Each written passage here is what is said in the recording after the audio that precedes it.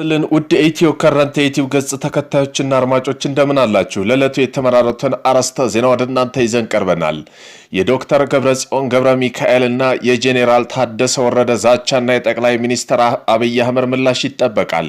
ሰሞኑን የካቲት 11 አስመልክቶ በትግራይ ክልል አመራሮች የተሰጠው መግለጫና የፌደራል መንግስት አቋም በፕሪቶሪያው ሰላም ስምምነት አተገባበር ላይ ሰፊ ልዩነት አሳይተዋል። በዚህም ጉዳይ ዜና ጥንቅራችን አካተናል።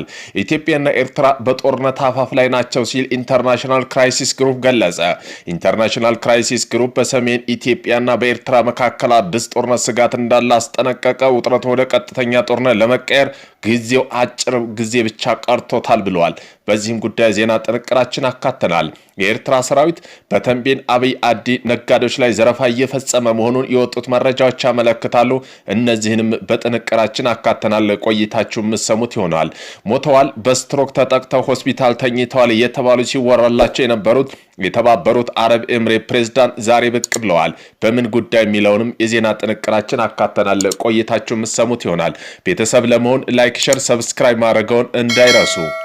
ዜና ትንታኔያችን ስናልፍ የዶክተር ገብረጽዮን ገብረ ሚካኤልና ጄኔራል ታደሰ ወረደ ዛቻና የጠቅላይ ሚኒስትር አብይ አህመድ ምላሽ የካቲት 11 አስመልክቶ በትግራይ ክልል አመራሮች የተሰጠው መግለጫና የፌደራል መንግስት አቋም በፕሪቶሪያ ሰላም ስምምነት አተገባበር ላይ ሰፊ ልዩነት አሳይተዋል። የህወሓት ሊቀመንበር ዶክተር ገብረጽዮን ገብረ ሚካኤል የድርጅቱን 51ኛ ዓመት የምስረታ በዓል ምክንያት ባደረጉት ንግግር የፕሪቶሪያው ስምምነት መሰረት ወልቃይትና ራያ ወደ ትግራይ ክልል እንዲመለሱ ስምምነት ተደርሶ ነበር ብለዋል። ዶክተር ገብረጽዮን ገብረ ሚካኤል አክለው መንግስቱ በትግራይ ክልል ተኩስ በመክፈት ስምምነቱን ጥሷል ሲል የከሰሱ ሲሆን በጉዳይ ላይ ሰላም የማይፈታ ከሆነ የመመከትና የመከላከል ግዴታ ውስጥ እንገባለን የሚል ማስጠንቀቂያ ሰጥተዋል። ይሁን እንጂ የፕሪቶሪያ ሰላም ስምምነት አንቀጽ 10 ንዑስ አንቀጽ 4 ላይ ተጠቀሰው ነጥብ ከዶክተር ገብረጽዮን ገብረ ሚካኤል የተለየ ይዘት አለው። ስምምነቱም ወልቃይትና ራያን ጨምሮ አወዛጋቢ አካባቢዎች ኮንቴስት ኤሪያ መፍትሄ የሚያገኘው በኢትዮጵያ ህገ መንግስት መሰረት እንደሆነ ይደነግጋል። በተጨማሪም ተፈናቃዮች ወደ ቀያቸው እንዲመለሱ ስምምነት ቢኖርም አካባቢያቸው በበላይነት የሚቆጣጠር የጸጥታ የሚያስከብረው ፌዴራል መንግስት ተጠሪ ሆኖ የፌዴራል መከላከያ ሰራዊት መሆኑን በግልጽ ተቀምጠዋል።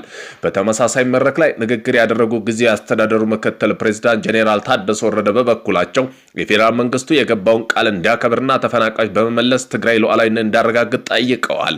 ጄኔራል ታደሰ ጦርነት እንዳማራጭ የሚመከቱ ኃይሎች ካሉ በትግራይ በኩል ተገቢው መከላከል ይደረጋል ሲሉ የጸጥታ ኃይሎች ህዝባቸውን እንደለ ለመጠበቅ ዝግጁ መሆናቸውን ገልጸዋል።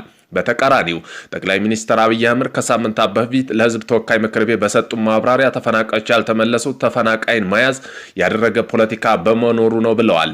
የፌዴራል መንግስት አቋም ነዋሪዎች በሰላም እንዲኖሩና አስተዳደር ጉዳይ ራሳቸው እንዲወስኑ መሆን የገለጹት ጠቅላይ ሚኒስትሩ ማንኛውም ባለስልጣን የሚወስንላቸው ይልቅ ህዝቡ በሰላም እየኖረ በየት በኩል መተዳደር እንዳለበት ራሱ መወሰን አለበት በማለት ጉዳዩን በህዝብ ውሳኔ መፍታት እንዳለበት አመላክተዋል።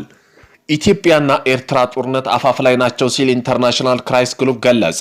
ኢንተርናሽናል ክራይሲስ ግሩፕ በሰሜን ኢትዮጵያ በኤርትራ መካከል ያለው ጦርነት ስጋት እንዳለ አስጠንቅቆ ውጥረት ወደ ቀጥተኛ ጦርነት ለመቀየር አጭር ጊዜ ብቻ ቀርቶታል ብለዋል።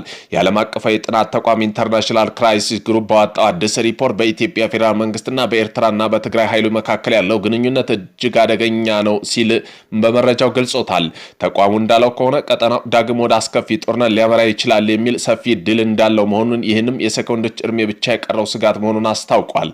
ለዚህም ውጥረት መባባስ እንደ ምክንያት የጠቀሱ ሲሆን ኢትዮጵያ መንግስት በባህር በር ለማግኘት ያለው ፍላጎትና በኤርትራ በኩል እንደ ሉዓላዊነት ስጋት በመታየቱ በትግራይ ክልል መንግስት አመራሮች መካከል የተፈጠረ ውስጥ ክፍፍልና እንዲሁም በቅርቡ በጠለምታ አካባቢ የተከሰቱት ወታደራዊ ግጭትና የድሮን ጥቃቶች ናቸው። ሪፖርቱ አክሎ ይህ አዲስ ግጭት በተከሰተ በመቶ ሺህ የሚቆጠሩ ሰዎች ህይወት ከቀጠፈ የቀድሞ ጦርነት በባሰ መልኩ አውዳሚ እንደሚሆንና የቀይ ባህር አካባቢ ይብለጥ ሊያናውጠው እንደሚችል አስገንዝቧል።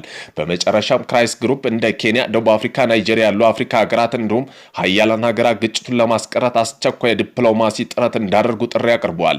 የኢትዮጵያ ባህር በር ፍላጎት በንግድና ሰላማዊ ውይይት ብቻ እንዲፈታም አሳስበዋል።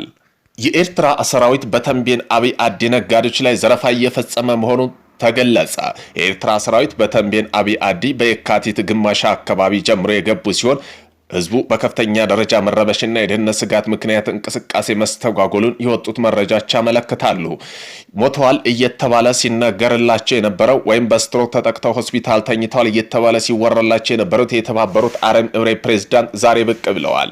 በምን ጉዳይ? የተባበሩት አረብ ኤምሬት ፕሬዝዳንት ሼህ መሐመድ ቢን ዛይድ አል ናህያን ረቡዕ ዕለት አቡዳቢ ከአሜሪካው ሴናተር ሌሲድ ግራሃም ጋር በመገናኘት ሴናተሩ በኤክስ ገጻቸው ላይ አስፍረዋል።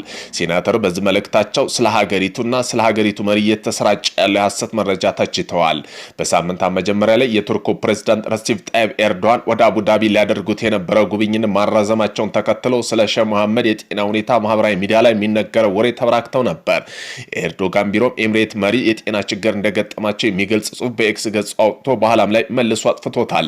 ከዚህ በተጨማሪም ዛይድ አል ናህያን በስትሮክ እንደተጠቁ ከዓለም በሞት እንደተለዩ ጭምርም ሲናፈስ ነበር።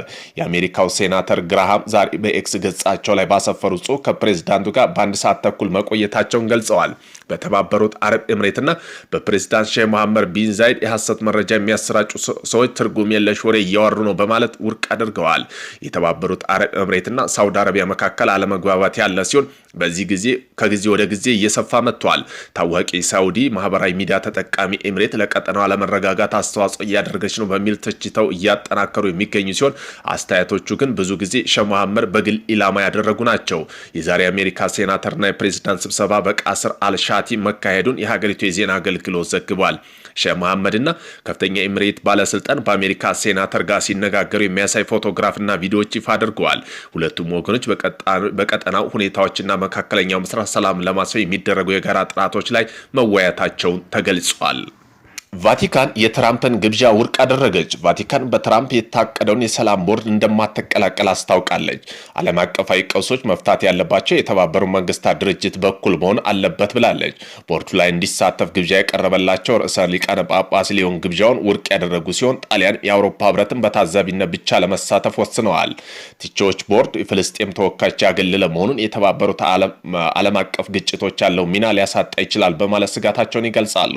የአሜሪካው ፕሬዝዳንት ዶናልድ ትራምፕ በዓለም ዙሪያ ያሉ ግጭቶች ለመፍታት የሰላም ቦርድ የተሰኘ አዲስ ስብስብ ለማቋቋም ጥሪ እያቀረቡ መሆኑ ይታወቃል።